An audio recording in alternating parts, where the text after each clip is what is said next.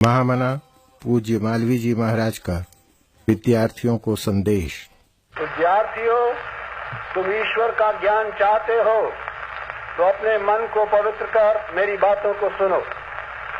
हम तुम देखते हैं हमारे सामने एक घर बना हुआ है। इसमें भीतर जाने के लिए एक बड़ा द्वार है। इसमें अनेक स्थानों में पवन और प्रकाश के लिए खिड़कियां और झरोखे हैं।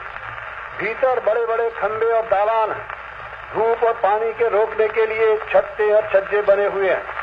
दालान में कोठरी कोठरी में भिन्न भिन्न प्रकार से मनुष्य को सुख पहुंचाने का प्रबंध किया गया है। घर के भीतर से पानी बाहर निकालने के लिए नालियां बनी हुई हैं। ऐसे विचार से घर बनाया गया है कि रहने वालों को सब ऋतु में सुख देवे।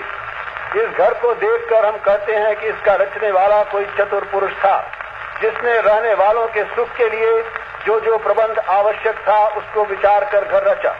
हमने रचने वाले को देखा भी नहीं, तो भी हमको निश्चय होता है कि घर का रचने वाला कोई था या है, और वो ज्ञानवान विचारवान पुरुष है। अब हम अपने शरीर की ओर देखें। हमारे शरीर में भोजन करने के लिए मुंह बना है, भोजन चाटने के लिए दांत है, भोजन को पेट में पहुंचाने के लिए गले में नाली बनी है। उसी के पास पवन के मार्ग के लिए एक दूसरी नाली बनी है। भोजन को रखने के लिए उदर में स्थान बना है। भोजन पचकर रुधिर का रूप धारण करता है और वो हृदय में जाकर इकट्ठा होता है और वहां से सिर से पैर तक सब नसों में पहुंचकर मनुष्य के संपूर्ण अंग को शक्ति, सुख और शोभा पहुंचाता है। भोजन का जो अन्न शरीर के लिए आवश्यक नहीं है, उसके मल होकर बाहर जाने के लिए एक मार्ग बना हुआ। दूध, पानी या अन्य रस का जो अंश शरीर को पीस पोसने के लिए आवश्यक नहीं है, उसके निकलने के लिए दूसरी नली बनी हुई है।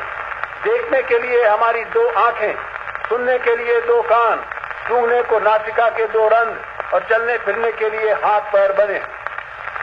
संतान की उत्पत्ति करने के लिए जनन इंद्रियां।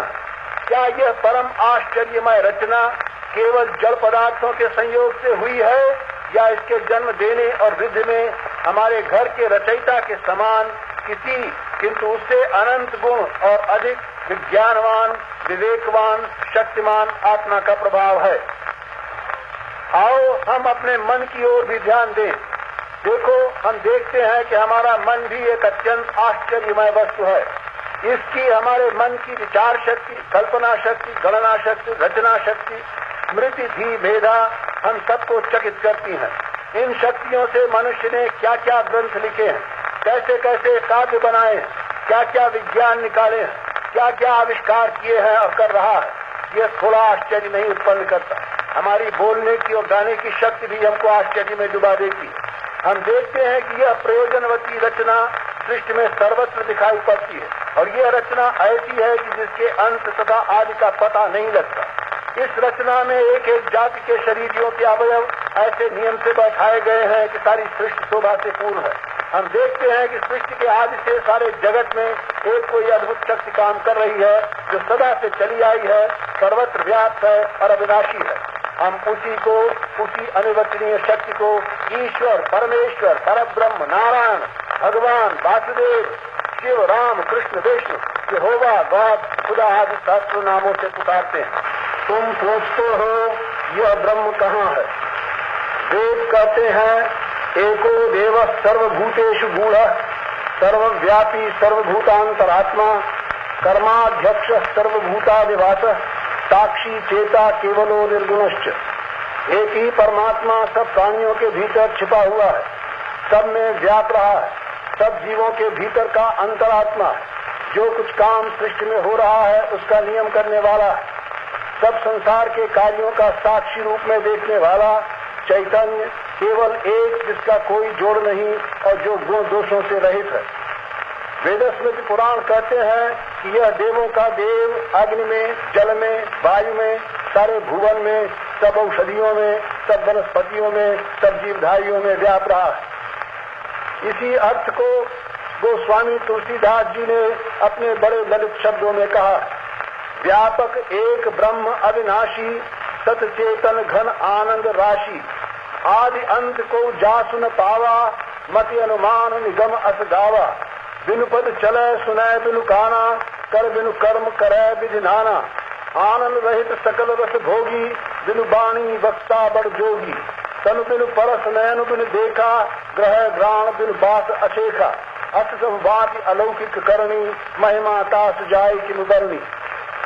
एक ही यह परमात्मा है, यह मनुष्यों के हृदय में बैठा हुआ है। इसी परमात्मा के ज्ञान से मनुष्य को धर्म का ज्ञान होता है। परमात्मा जीव रूप में प्रत्येक जीवधारी के हृदय के बीच विराजमान है।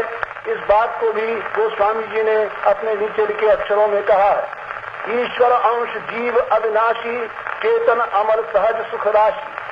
वह स्वयं भगवान ने गीता में कहा है, ईश्वर सर्वभूतानाम हृदयेषु तिष्ठति। यह ज्ञान कि भगवान वासुदेवो ही सर्वभूतेषु अवस्थितः, एतद् ज्ञानम ही सर्वस्य मूलम धर्मस्य शाश्वतम। यह ज्ञान कि भगवान वासुदेव सब प्राणियों के हृदय में स्थित है, संपूर्ण सनातन धर्म का सदा से चला आता हुआ और सदा रहने वाला मूल है। इसी को भगवान ने अपने श्रीमुख से कहा है कि विद्या और विनय से युक्त ब्राह्मण में, गौ बैल में, हाथी में, कुत्ते में और चांडाल में भी पंडित लोग समदर्शी होते हैं, अर्थात सुख दुख के विषय में उनको समान भाव से देखते हैं। तथा इसी भाव को लेकर महर्षि वेदव्यास ने कहा है, श्रूयताम धर्म सर्वस्वम श्रुत्वाचार्योधार्यताम आत्मन प्रतिकूलान परेशान न समाचरे। सुनो धर्म का सर्वस्व और सुनकर इसके अनुसार आचरण करो। जो अपने को प्रतिकूल जान पड़े, जिस बात से अपने को पीड़ा पहुंचे, उसको दूसरों के प्रति न करो।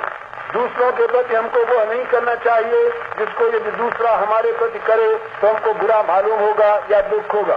संक्षेप में यही धर्म है और सब धर्म की बात की कामना से किया जाता है। और यह भी कि जो चाहता है कि मैं जीऊं, वो कैसे दूसरे का प्राण हरने का मन करे। जो बात मनुष्य अपने लिए चाहता है वही औरों के लिए भी सोचनी चाहिए। अंत में एक भजन में मैं तुमको सब उपदेश का निचोड़ बताता हूँ।